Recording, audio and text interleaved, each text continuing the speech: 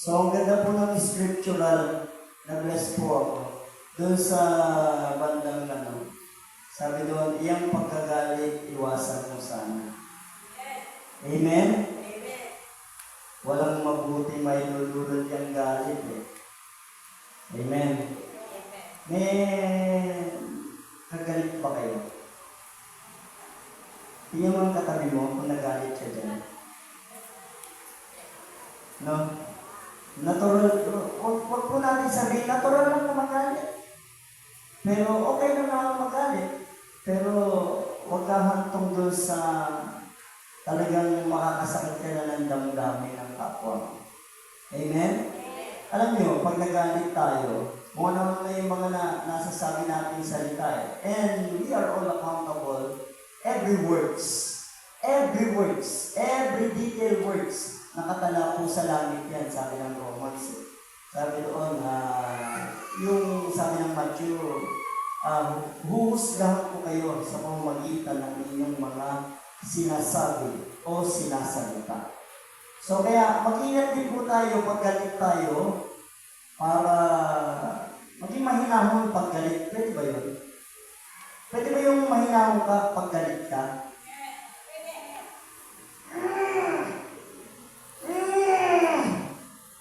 Hindi ba? Diba?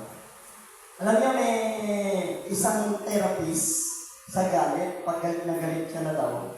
Yung unan, sumigaw ka dun sa may, iyan mo yung, yung mukha mo dun sa unan na makapal. Sumigaw ka ng malakas sa unan. Yan, isa sa therapist po ng galit. Or tumakbo ka ng matuli. Yan. Tapos, saka ka sumigaw doon sa walang tao sa kabundukan na walang makakamit sa'yo. Isigaw mo lahat. Tapos, kumuha ka ng mga bato. Maglagay ka daw ng isang, kasi mga babasagin na ibabato mo doon sa bundok. No? Ibato mo ng todo. Basagin yung baso, basagin. Pukpukin ng martilyo doon sa bundok. Para yung galit, maiusan. Yan ang mga therapist na ginagawa. Sa totoo lang, pagka magpapakonsult kayo sa mga therapist sa galit, meron silang isang room doon. Kung kanino ka galit, ipapabato sa iyo, papabasag sa iyo yung mga kasangkapan na gusto mong basagin doon sa lugar na yun. So, maya mapapagod ka na. May ibsa na yung galit mo. And then, saka kanyang ka-counselan. Ganun po ang ng galit. Kaya huwag niyo panatili ng galit kasi hindi nakakarating sa langit yung may maiiwang galit dito sa kapwa natin. Amen? Ako na po nagsasabi sa inyo yan. Talagang hindi po makakarating sa langit kapag kami kagalit ka dito sa lupa. Sabi doon, kung mananalangin ka, patawarin mo muna yung nagkasala sa iyo. Amen? Yun ang sabi, patawarin mo muna. Dahil hindi pakikinggan ng Diyos ang masalangit, ang iyong panalangin, kapag hindi ka pa nagpapatawad. Sabi mo sa mo, kapatid, pinatawad mo ba? Amen.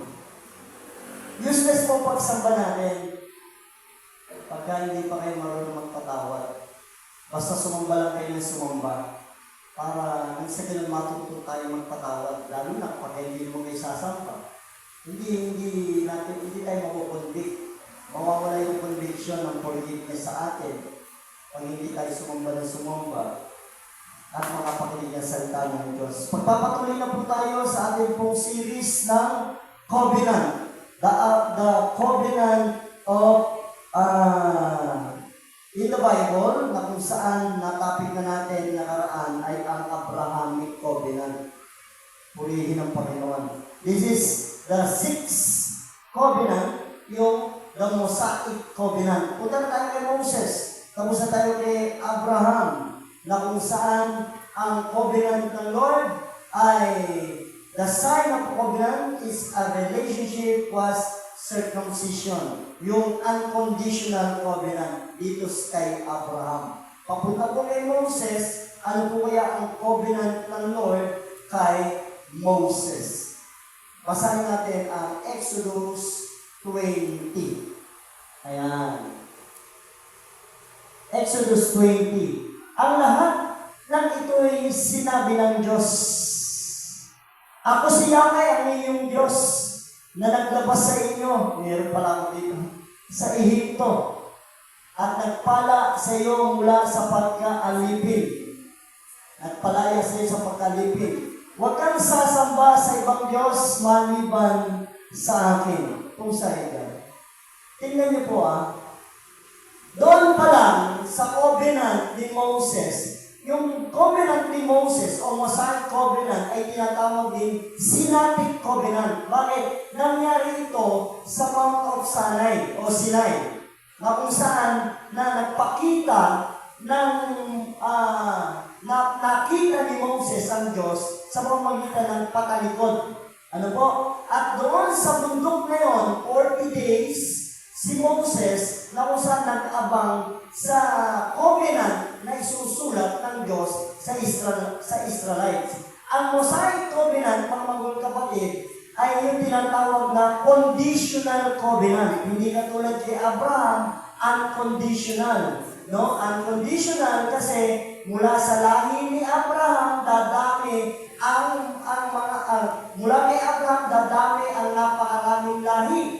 Ano? Maging kay Ismael, maging kay Isaac. Dito naman kay Moses, yung tinatawag na conditional covenant. Why? Because it's all by rule of law sa mga batas. Kaya naman nagawa si Yahweh ng batas sa mga Egypt between the covenant is between Israel and God. Israel and God. Ito, ang covenant kay Moses, particular, conditional, between Israel lang at kay Yahweh.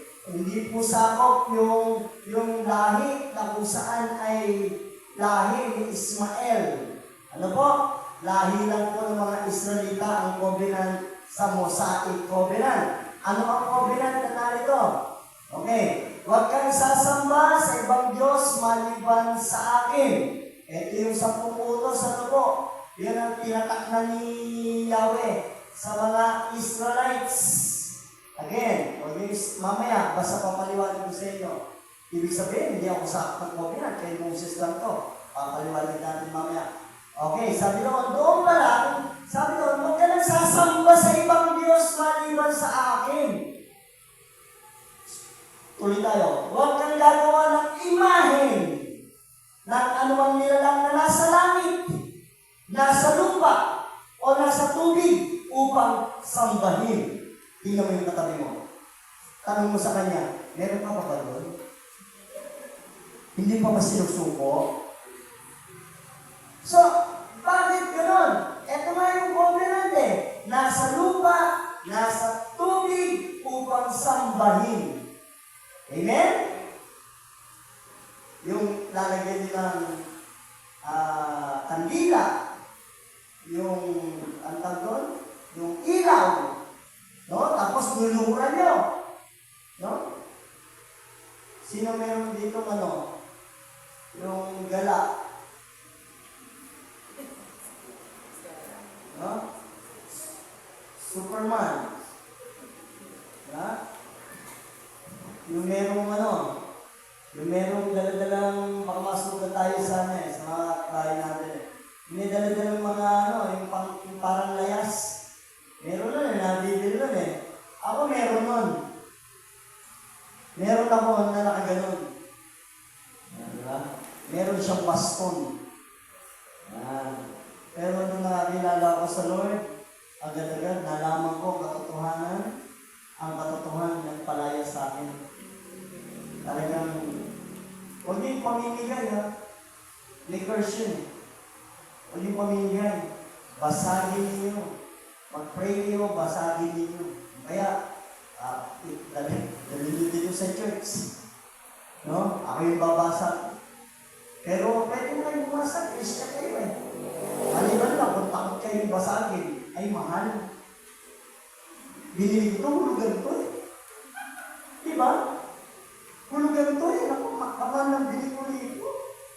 Ay, tatabi ko na, tatago ko pag nandiyan si pastor. Utos yun! Amen? Sabi, nasa lupa. Sino ba yung mga nasa lupa? Tao, hayop.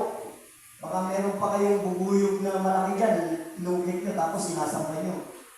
Bubuyog. Para marami akong mabili sa Jollibee. Nasa tubig upang sampayin. Next. Sabi yan, ano pa? Huwag mo silang yuyukuran. Tagal ko nagkasala sa Panginoon. Grabe, pinagsisiyang ko po talaga yung lahat yan. Purihin ng Panginoon, nakilala ko po siya. Dahil isa ako rito eh. Isa ako sa kasumpa-sumpang nilalang na hindi na sumusunod doon sa sinabi ng Diyos. Ako po yung devoto. Lahat po ng mga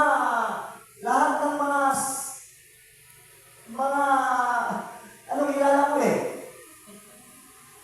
Lahat ng magkapila-pila, kilala ko yan. Pati si San Nicolas, pagpasko. No? Maging yung ng mga aso. Pag hinahabol ako ng aso, tatawagin ko lang yung santong yun. Amen? May bago na namang santo. Ano? Santo ano? Diba? May ginawang santo na naman ngayon eh. Alam nyo, ang saint, ito yung mababait na tao. They are the dead saint. And we are the living saint. Kayo rin, santo kayo eh. Huwag nyo lang gagawin yung bulto. No? Eh, sabi ni Pastor, santo ako. Kaya, paggawa niyo ako ng ribulto, pag namatay ako, ahilan niyo lang ako, makikita niyo. Bihisan niyo ako. Huwag mo silang yuyukuran, isasambahin sapagkat akong si Yahweh ay yung Diyos ay mapanibughuing Diyos. Alam mo, takot na takot po yung mga Israelites yan nung nagsasalita si Yahweh. Takot na takot, sabi nila kay Moses, ikaw na lang umarap kay Yahweh. Sa Diyos, baka kami parusahan niya. So takot na takot ang mga tao noon sa Diyos. Grabe! Pero ngayon, niyuyurakan nila ang Diyos. Nakita niyo po sa Brazil, tapos ngayon, pinapakat nila, the Savior, sabi nila, si Satan.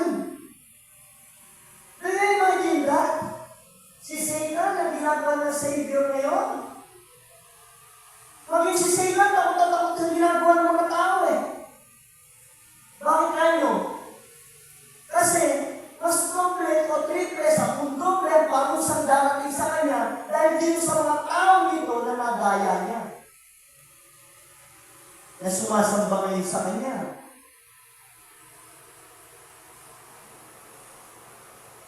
Sabi ng Lord, akong Diyos ay mapanibughuing Diyos. Seloso ang Diyos sa pamagitan ng kanyang kabanalan. Hindi ito pagkaselos doon sa dahil na pinagpalit mo siya. Of course, ikaw man ito, pagpalit ka. Amen? Naranasin ba yung pagpalit? Sino karanas sa ipagpalit? Hindi mo pong dati-dati, ikaw yung kasama niya. Tapos nakita mo, iba na. Iba ka na pala. Ang sakit mo, di ba? Halos lahat yata nakaranas sa ipagpalit eh. No? Pinagpalit mo, ang sakit. Di ba masakit? Masakit.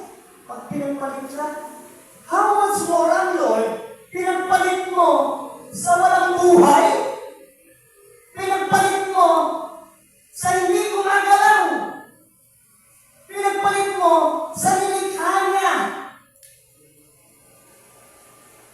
pinagpalit mo sa mga tao may hanggan ng buhay.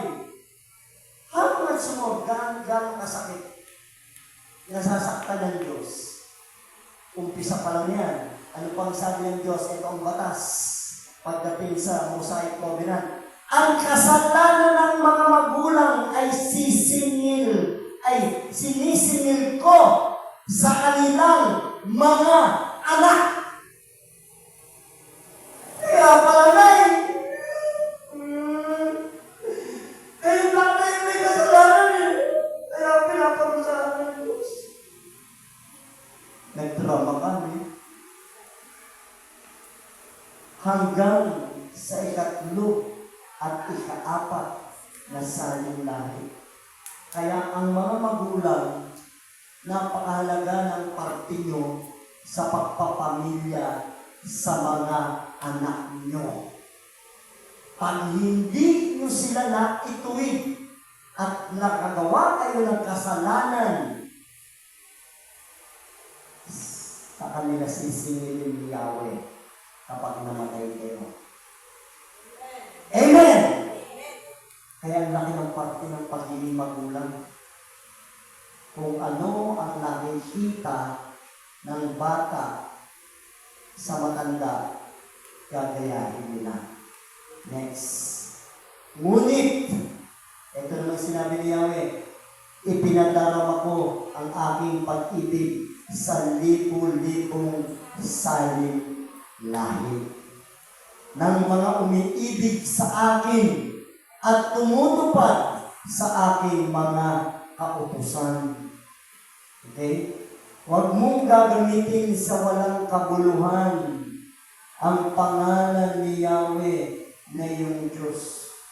Diyos ko po, sana tumama ako. Diyos ko, sayang. Walang kabanalan doon. Amen? Hindi mo yung katabi mo kung ninumber yan sa mata niya. Baka pagdating doon mamaya tumaya pa yan. Tapos, yung tres. Diyos ko po. Sana tumaya ako, sumamba kasi ko kanina. Sinisip pa yung pagsamba. Dumaan po ako dito kanina. Sumamba daw kayo. Ang bayad ko na sana kay Kumbay. Huwag na huwag yung gagamitin ang pangalan ng Diyos sa walang kapuluhan. Nagpapate kayo. Ay, Diyos ko na eh.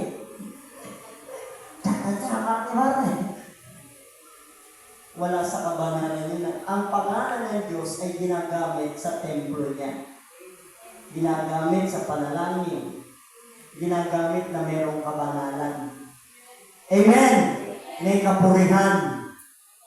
Sa pamamagitan ng pangako, ginagamit ang pangalan ng Diyos, paanong paraan kung loloobin ng Diyos. Huwag kayong basta-basta mga nangako, gagamitin yung pangalan ng Diyos. O, sumpaman, text man. Mamatay ka man. Pati yung biyanan mo, text man. Huwag yung gagamitin sumpakan langit, lupa, lalo na pagka nanliligaw kayo. Talaga, love mo ko. Sabihin mo nga, sumumpa ka nga. Pero mga kanyang babae eh. Sino yung nagsabi sa boyfriend niya na sumumpa ka nga? Na sabihin mo, love mo ko? Wag. Hindi totoo yan. Katang isip mo lang yan. Bukas makalawa, ihiwalayan ka yan. Pag napangita na sa iyan at nakuha na ang lahat sa iyo. Kabisagan natin ang mundo. Amen? Kung yung mag-asawa ka na, hihiwalay pa eh. Kayo pa kayo mag-boyfriend, girlfriend. Huwag ka munang umasa. Marami na ako nakita. 7 years, 6 years. Ang saya-saya nila. Elementary pa lang, mag-on na sila. Hanggang high school. Pagdating sa college, wala na. Nakakita ng iba. Tapos na.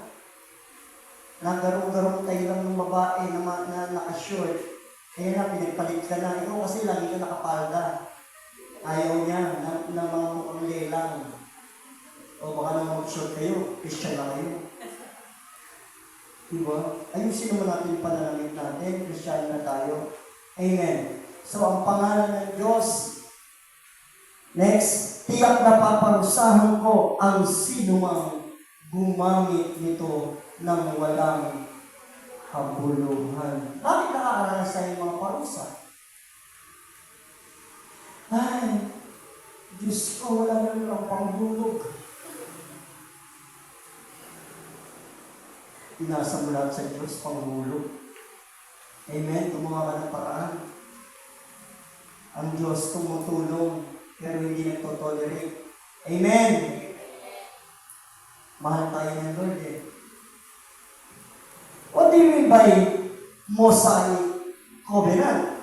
Yung covenant ito ng Israel, post mo muna dyan. No? That is the scope of the covenant. These 10 commandments. In-express ng Lord yung batas na ibibigay niya sa Israel. And it's all about the commandments of God. The 10 commandments. Para ano? Para sa maging mabuti, maging mapagsamba ang tao, maging magalang sa Diyos ang tao. Kaya ibinigay ang 10 commandments, lalo na po dito sa unang mga bahagi. And the broad expansion of the law, in all the law, contained 613 precepts. These were exposition of the original 10. Pinahaba, pinalawa, at anong tawag doon? Yung tawag na inelaborate ng Lord yung batas na ito ng 10 commandments. Okay? The laws dealing with national righteousness, moral laws. Ito yung tinatawag na deal with such things as personal behavior, public behavior, political behavior. Basahin natin. Ayan. Basahin natin ulit. Tuloy tayo. Anong sabi dito? Okay. Mga batas tungkol sa karahasan. Wala na dyan, ano? Ang sabi dito, sa verse 12 ng 21, sino mang manakit at makapatay ng kanyang kapwa ay dapat rin patayin. Take note, yung batas na umiiral noon na binigay ni Yahweh kay Moses sa Mosaic Covenant ay naging batas din natin ngayon. Amen? Mas matindi sa panahon ni Moses. Kasi sa panahon ni Moses, ang sabi doon, sino mang manakit at makapatay sa kanyang kapwa ay dapat rin patayin. Okay, kung ipapasok natin ang batas ni Moses, tatanungin ko kayo, pag nakapatay ang isang tao, batas, death penalty, papayag kayo. Sino papayag? Ano lang survey lang? Kasang kamay, papayag. Pag nakapatay, dapat death penalty din. Uy, walang tumataas, makapatay ako. Amen? Batas ko na ang Diyos mismo ang nagpatupad, ha? Kaya ngayong natin, scriptural, huwag mong pairanin yung ulo. Huwag ka masyado matapang. Yan ang namamatay mo pag sobrang tapang mo. Amen? Huwag masyado matapang. Baka mamaya, bukas makalaw, may makatapat ka. Di ba? Ilabang-yabang mo, siga-siga ka lang. Ha! Tingin pa ka. May sukbit kang baril dito. Ha! Siyempre, hindi nila lapitan. Di ba? Eh kung makatagpo ka ng mga sigarin na tulad mo, 10 sila, isa ka lang gumagano. Eh 10 sila gumagano din. Kikiraan ko. Anong matapang lang ang tao kung minsan, pag marami. Matapang tao kapag kami sukbit ng mga sandata. Amen? Subukan mag-isa yan. Nakakita lang sa TV, sa isang YouTube. Ang laki-laki ng katawan. Nag-paranormal sila. Nung nakakita ng mundo, tumakbo eh. Ang labang-labang, ang laki ng katawan eh. Are you there? Are you there? Sabi niya din sa isang haunted house. Are you there? Bigla na may nagpakita sa kanya talaga doon sa ano, yung batang, alam mo, usot na anak yan. Hindi mo laki ng katawan, naligas eh. Imagine that. Tapos yabang-yabang mo. Ang naman katawan mo, amo ka, ha? Pagka may ganun, iwasan nyo lang. Amen! Huwag na kayong bababa ng motor o ano. Pagtanong na ako. Lisensya mo! Anyway, may YouTube tayo. Okay, that is the moral law. The personal behavior of God as alam ng batas. Ngunit, kung hindi sinasadya o binalak ang pagpatay at ito'y hinayaang mangyari ng Diyos, ang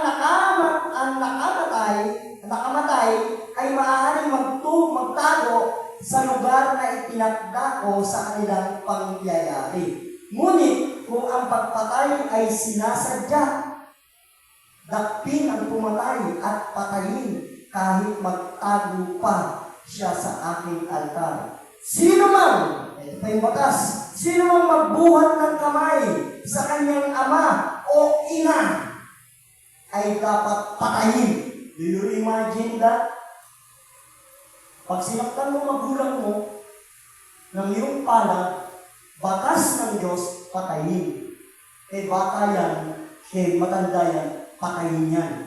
Pag sinaktan mo yung magulang mo sa Mosaic Covenant. Ano pa dito? Ang tindi ng batas nila, no?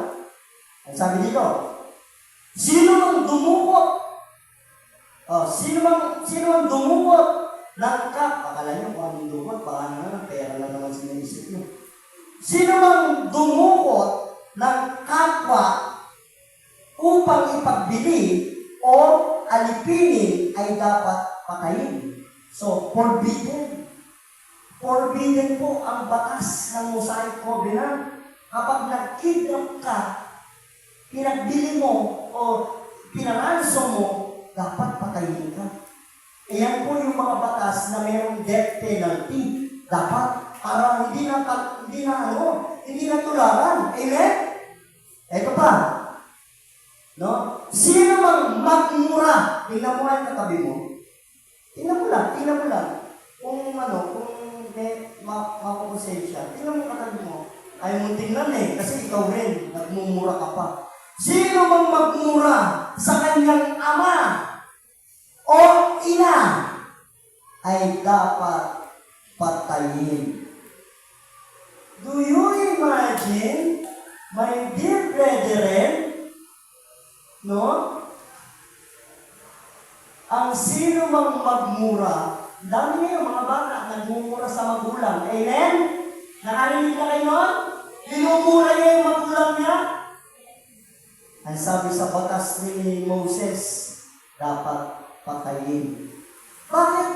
Sa tingin nyo, bakit laging gano'n ang batas ng Diyos sa panahon ni Moses? Patayin ang sino mang anak na magmumura sa magulang. Lalaban sa magulang. Bakit? Para hindi na lumaki at tularan kasi magkakaanak din yun. Pero ang batas ng Diyos, yun ang dami. Ang dami ng Mosaic Covenant sa batas ng Diyos na mga bata pinatay sigurado.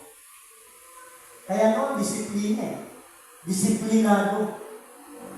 Ngayon, wala ka disiplina ang bata, lumalaban sa magulang. Amen po ba? Uutusan mo lang, nakasimangot. Dapat magpakaroon din ng batas kung ano sa atin Sino mang mumuso kapag inuutusan ng magulang, putulin ang muso.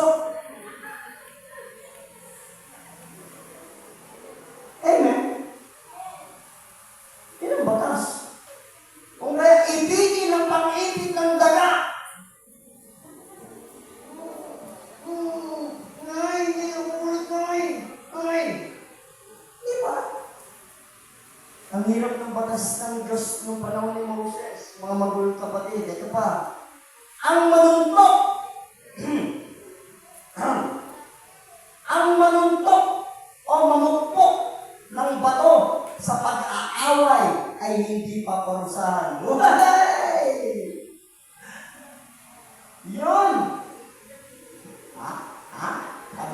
sabi ng Bible, ha? Pwede mamukpok ng bato, ha? Teka, hindi pa ako tapos. Hindi pa tapos ang salita. Kung ang sinuntok o pinukpok ay hindi namatay.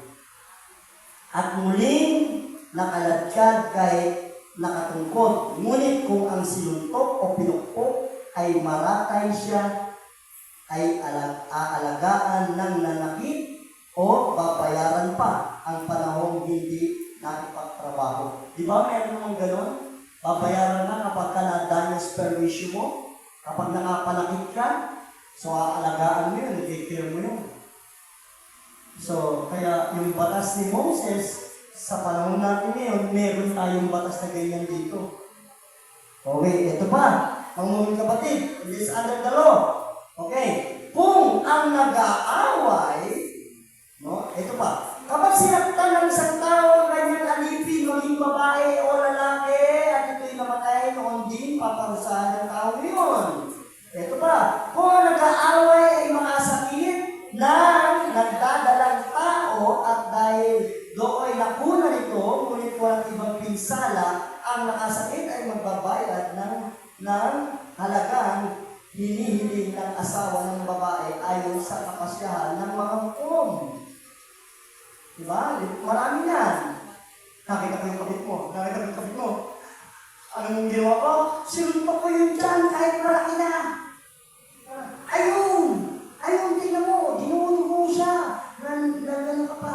Yan, mga rivalry, di ba? Kapag buntis ka, huwag kang matapang, ha? Kapag buntis ka, tahimik ka lang.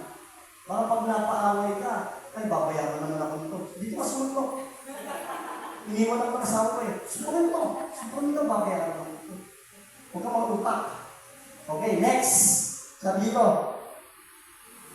Okay. Ngunit, kung may iba pang pinsalang tinamo ang babae, paparusahan ng nakasakit sa buhay din ang kabayaran. Ang nakasakit, buhay din ang kabayaran sa buhay. Dito pala sinabi to. Yung sinasabi, an eye for an eye, tooth for tooth. No? Ano pa sabi dito? Mata sa mata, ngipin sa ngipin, kamay sa kamay, paa sa paa, sunog sa sunog, sugat sa sugat, galos sa galos. Kung anong ginawa sa'yo, gagawin din mo sa kanya. Pagka nagreklamo kayo. Pag pinutulang ka ng kamay, puputulan din ang kamay. Panahon na yun. Di ba? Pag dinumutak mata mo, dudugitin din ang mata niya. Amen? Kaya huwag kang matapang. Kapatid, huwag kang masyadong matapang. Maging payapa ka lang sa Lord. Paubayan natin sa Lord. Kahit na sinaksak na ako, Pastor, paubayan kita sa Lord. Sabi ko, Pastor, pinupok na ako ng martilyo sa ulo. Hindi ko ba ako lalaban?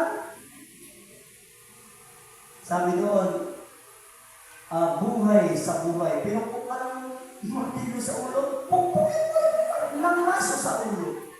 Diba? Sabi nga, pag binato ka ng bato, batuhin mo ng bato. Diba? Batuhin mo. Pagka binato ka ng pera ibato mo. Amen? Pero hindi wala tayo sa New Testament, ha? Sa Old Testament pa lang po tayo. Sa susunod na ituturo yung pag binato ka ng bato, patuhin mo ng tinapay, ha? Magkaiba po ito. Okay, next. Kapag ang isang baka, ito sa baka na pala. Mga sa mga hayop, okay, sa mga hayop. Ito na sa mga, okay, sa nang-iwan ng asawa. At kung mag-asawa ng iba, ang lalaki, ang babae ay patuloy na bibigyan ng kanyang pagkain. Susustentuhan. Amen? Batas po ito, panahon din noon. Kung mag-aasawa yung lalaki, susustentuhan niya yung babaeng iniwan. And take note, sabi dito, at may karapatan pa rin ng lalaki na sumiping sa asawang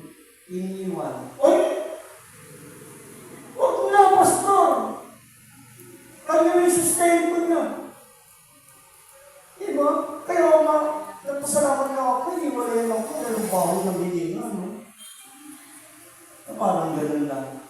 Pero batas to, huwag ka magalala, batas kay Moses sa Israel at sa Diyos. Amen! Pero batas din natin ngayon ito. Kaya sumusunod ka pa rin sa batas. Okay!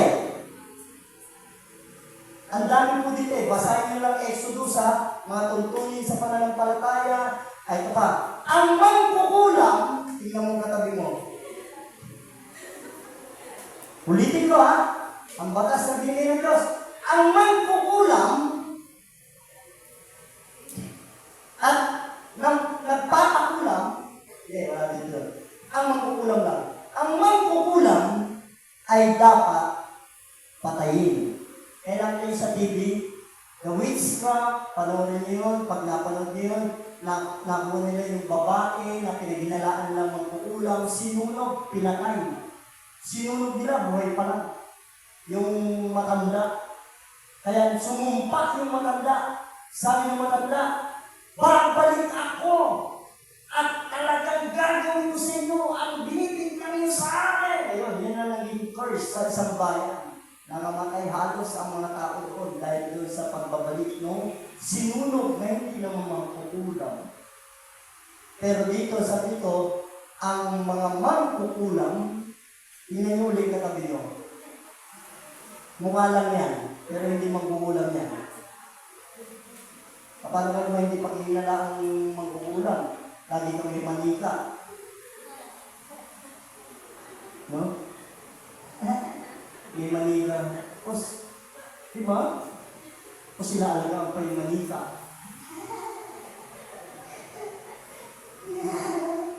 May nauuso ngayon sa Shopee. Ewan kung may nakita ko nun eh. Yung nagkakabuhok. Anong tawag doon? Uso ngayon yun eh.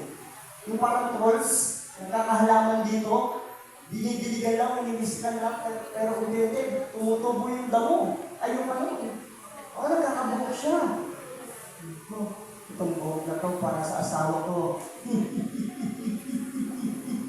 Pag susunod, bumili na kayo sa Shopee ng karayong. May karayong din ang bibili. Para hindi mga pambabae. Bumili rin yung asawa mo. Para sa asawa ko ito. Para hindi nang gumastos sa Shopee. Ito, tutos mo sa kamay niya. Diba? Ba't namamaga yung kamay ko? Ay, naku, nasa Shopee niya. Parang ganun lang. Nung bato-bato sa langit, tamaang bukod. Anyway. Okay. Ang mangkukulam ay dapat patayin. Sino mamapagtalik sa hayop ay dapat patayin. Sino mang maghandog sa Diyos-Diyosan ay dapat patayin. Sapagkat kay Yahweh lamang dapat maghandog. Huwag ninyong aapihin ang mga dayuhan. Alalahanin ninyong naging dayuhan din kayo sa Ehipto. Huwag ninyong aapihin ang mga bano at ang mga ulila kapag inapin sila. Dumain sa akin, tiyak na papakinggan ko sila dahil dito kapupuotan ko kayo at lilipon sa pamagitan ng digmaan sa gayon mabibiyuda rin ang inyong asawa at mga ulila ang inyong mga anak. So, what is the covenant? Yung kabuuan ng covenant, yung tayo tatapos. Ano yung kabuuan ng covenant na pinag-aaralan natin sa Mosaic Covenant? The covenant between God and Israel. Not only Moses, Israel. Amen? Ito yung mga covenant ng Lord sa Israel. At marami pa. Marami pang utos, marami pang batas na dapat mong sundin. Kaya, ang Israel noon, very disiplina. Takot na takot na gumawa ng kasalanan. Sa panahon na kung saan dumating ang law for the righteous living. Kung wala ang batas, tandaan nyo, sa panahon natin ngayon, kung wala ang kautusan na sinasabi nga ng Panginoong Kristo, hindi ako naparito para i-abort o alisin ang kautusan. In fact, ang kautusan niya, sabi naman ni Pablo, ang nagturo sa atin kung paano mabuhay ng mabuti. Amen? Kaya hindi inalis ang kautusan kung hindi narito pa rin ang kautusan na dapat natin sundin o pattern. or righteous living sa ating buhay bilang tao.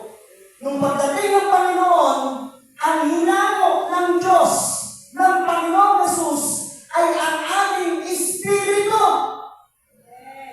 na naging matigas ang ulo na gusto ng Diyos na malumpalig sa Kanya ang bawat espiritong inilagay niya sa ating mga katauhan. Kung bakit tayo nabubuhay, dahil yan ay buhat sa Diyos. Ang hininga ng Diyos, ang Espiritu ng Diyos na galing sa Kanya, kaloob sa mga taong nais niyang mabuhay sa mundo. Kung kaluluwa lang ang nandyan, ang kaluluwa nadidevelop ito sa pamamagitan ng ating paglaki. Humuhubog ito kung ano ang ating mga natututunan dito sa lupa. Pero ang Espiritu, ever since, buhay na yan. Buhay na natin yan. Yan ang nagbigay buhay dahil yan ay galing sa Diyos. Ang itinutuwid po ng kautusan, mga magulang kapatid, walang iba kung hindi ang ating mga kaluluwa at katawan. Dahil napakasama natin kung tayo'y nabubuhay na hindi pa natin nakikilala ang Diyos. Pero bumait lang tayo na lamang natin ang katotohanan ng binuhay ng Diyos ang ating espiritu nasa katakuhan. Unless a man be born again, John 3:3, they cannot see the kingdom of God. Born in spirit. Sabi ni Nicodemus, paano po kami papanganak ng muli? Papasok kami, sinapupunan ng aming ama, ng aming ina? Hindi! Sabi ng Panginoon, mabubuhay sa espiritu at sa katotohanan. Espiritu. Ang espiritu ang binuhay ng pagdating ng Panginoon dito sa lupa para maligtas ang ating kaluluwa sa impyerno. Amen? Kaya mapalad kayo. May kautusan. Mapalad tayo, may kautusan. Dahil sa kautusan yan, under Mosaic Covenant, kapag sinunod natin, may pagpapala. Pag sinuway natin, may sumpa. Malinaw na malinaw. Encouragement ko po sa inyo. Alam ko, may mga Bible kayo. Basahin nyo ang Deuteronomy 28. Isa po sa kabuuan ng ating binabasa. Hindi natin matatake lang ito. Dami nito. Ng Mosaic Covenant. Amen? Ito po ay kumakatawan sa ating pagsunod sa righteous living. Katulad ng pagsamba, natutunan natin na kailangan palang sumamba dahil sa kautusan, nalaman natin, meron palang pagsamba. Gets niyo po yun? Kaya, okay maniniwala sa mga nagsasabing mga ngaran na inalis ang kautusan. Hindi na tayo dapat sumunod sa kautusan. Dahil nga sa kautusan, sabi ni Pablo, nalaman natin kung ano ang mali, kung ano ang tama. Eh kung walang kautusan, magkukulang ka na lang. Walang parusa. Kung walang kautusan, mamumupo ka na lang. Kasampalin mo na lang nanay tatay mo. Walang kautusan, hindi ka nang paparusahan. Tama ba? Eh dahil may kautusan, natuto tayo hanggang sa panahon natin ngayon, dala-dala natin ang kautusan ng Biblia doon sa mga konstitusyon ng mga batas o mga batas ng gobyerno. Kaya natuto tayo kung paano irespeto ang mga namamahala. Ginagalang natin sila. Amen! So, kaya mga magulang kapatid, tandaan po natin, ang Mosaic Covenant ay ang kautusan ng Diyos sa mga Israel. Paano tayo nasakop ng kautusan? Because of Jesus Christ. Na kung saan, binuhay niya ang ating espiritu at nasakop tayo ng tinatawag na batas ng righteousness. Amen? Righteous living. Kaya dapat rin natin pag-aralan ng mga bagay nito. Kung walang kautusan, tingnan nyo, mga anak, Parang sa panahon natin ngayon, kala mo kayo yung mga magulang. Amen po ba? Hindi na sumusunod ang makaramihan sa mga anak, hindi sumusunod ang magulang. Hindi naman masabi ng panahon namin, pero yung panahon namin, mas marami ang masunulo yung bata kaysa sa panahon ngayon. Nung wala pang gadget, yung puro piko pa, puro shuttle, puro takbuhan pa, kayaan, taguan, ang mga laro. Tapos umpukan ng barkada, tawanan, maliligo sa ilo, magtatangkisaw na nakaubutubad. Yun ang panahon namin. Pero pag tinawag ng magulang, sunod agad, nanginginig pa kami. Dahil alam namin, papaluin kami. Dahil nag-aaral kami, naliligo kami sa ilo. Ngayon, kahit di mag-aaral, naliligo na sa ilo. Pabayaan sila na. Maganda lang lang. Nahanap ng magulang, papakilala sa bahay, wala.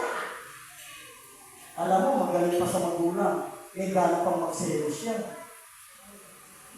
Diba?